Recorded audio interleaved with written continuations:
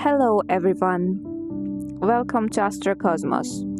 Today we will be examining how we look at supposing indicators in the natal chart. If you're ready, let's jump right into the video. You can generate your natal chart from one of the websites I use most frequently, which is astroseek.com. You can create your chart by using the birthchart calculator button there. And by using the instructions I will mention shortly, it will be possible for you to analyze your chart to some extent. First of all, we will look at a natal chart. One of the most important indicators is the sun, which represents how a person manifests themselves and how they exist in life. When we look at a woman's chart, the sun represents both the person herself and the spouse figures she encounters, as well as the father figure in the natal chart. After the sun, the second point we will look at is Mars, because for a woman, or rather a feminine figure, we need to consider masculine energy when analyzing supposed indicators. Therefore, we need to examine the masculine points in the chart. After the sun, the position of Mars will give us important clues, and then we will look at Saturn. Along with all this, of course, we will examine the sign that rules the cusp of the 7th house, which is the indicator of long-term relationships and marriage. We will look at which point the ruler of that sign is located and in what condition it stands. When you want to take a basic look, you can just examine the sun and Mars together, but since I will make a detailed analysis here, I will explain how to blend all these indicators together. If you're ready, let's begin. As I mentioned, the sun, Mars, Saturn, and in addition to these, the sign of the cusp of the 7th house and its ruler show us which types of figures a person might be influenced by or drawn to in long-term relationships. And in astrology, although it is not a planet, there is a point often described as somewhat fateful, the asteroid Juno, which is one of the most important supposed indicators, especially in a woman's chart.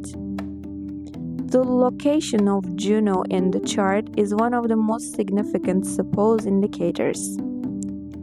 When interpreting all these, we need to make a general synthesis. For example, let's say someone's sun is in Cancer, and let's also say their Juno is in Cancer. The sun and Juno being in the same place already shows that this person desires a partner who is gentle, soft, nurturing, and who resonates with their need for home and belonging, and that they can attract such a figure as a long-term partner. It shows that they seek someone similar to themselves and that they might encounter such a person. In addition, since we cannot evaluate only this, let's say we look at Mars and Mars is located in Capricorn, opposite Cancer. This shows that the potential male figures that they may encounter are not only empathetic, sensitive, caring, and compassionate, like the Cancer themes, but also, like Capricorn, responsible, someone who can take responsibility for the home and family, and someone willing to put effort into these things. Because Mars shows how both we and for a woman, how the man in her life, how both we take action, show effort, and fight for things. It gives clues about what kind of male figure fights or works for her in life. Is it someone who fights for you or someone willing to build a home for you? Of course, even if a chart seems to show negative things, since a chart does not show a fixed fate and we are conscious beings, the natal chart only shows the possibilities that may arise when we are unaware of our core beliefs. When we become aware of these and transform them, the people we encounter will naturally change and transform as well. So, we cannot speak of an absolute predetermined fate, even if there is something negative in the chart, and what is good or bad is subjective also. The person still has the power to change it. It is also possible to change the quality and potential of the people they attract. Therefore, when we talk about a fated suppose, the potential partners shown in the chart do not express absolute judgments or fixed destinies. I want to underline this.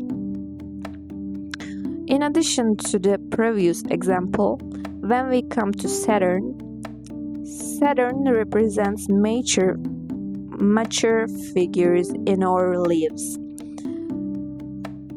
The points that educate and mature us, and in general, what we develop maturity through. Physically, it also represents all older male figures, which is why in women's charts, Saturn is one of the points examined when looking at supposed indicators. You may include this in your interpretation as well. For example, if we add that Saturn is in Aries, Saturn in Aries alone can represent someone who is impulsive, prone to sudden reactions, and may have difficulty controlling themselves, but someone who has Mars in Capricorn and Saturn in Aries, might develop leadership skills, learn to assert themselves, and build a structured system in these areas, becoming a responsible individual potential. So instead of evaluating planets individually, I want you to understand the importance of evaluating the chart as a whole. After Saturn, we come to the sign that rules the cusp of the 7th house. For example, let's assume the 7th house is ruled by Gemini. Here, the chart holder may encounter and feel drawn to someone who is generally social, active, talkative, and unafraid to use their intellectual abilities, and someone who stands out through their mind and communication. They may feel more complete with such people in life, and we need to look at the ruler of this sign to understand the situation. So we will look at Mercury as the ruler of Gemini in the chart. When we look at Mercury, let's say in this example chart, Mercury is in Leo and in the 9th house. What does this mean? It indicates that this person may encounter a partner who is socially skilled, active, talkative, more fun, able to speak in a joyful and cheerful way, and someone who enjoys standing out through their words and communication. It also shows a character that does not hesitate to be in the spotlight. And because Mercury in the ninth house, it shows that this type of long-term relationship or partner may be met during long-distance travels, academic life, university years, a fun trip, or international travel. The aspects planets receive, their conjunctions, and the planets they occupy show us the positive or negative sides of such situations. For example, if Venus is next to Mercury in this position, it makes the situation even more pleasant, cheerful, positive, and social, increasing these qualities in the partner. But if there is a conjunction with Saturn instead, there might be a bit more coldness, perhaps someone more grounded, with more consistent words, not a bubbly but responsible and disciplined. In short, we must not evaluate any point in the chart alone. All of them come together as a whole in this chart. For example, the Sun and Juno being together in Cancer adds layers to the overall picture, and the other points shapes the figure that appears. Evaluating each point one by one allows us to summarize and create an overall interpretation. However, as I said, nothing in the chart means that we will absolutely experience something fated, and nothing that looks bad in the chart directly means that we will experience it. As a human beings, we are conscious beings capable of recognizing and transforming these situations. I just want to underline this. Yes, that's all for today's interpretation.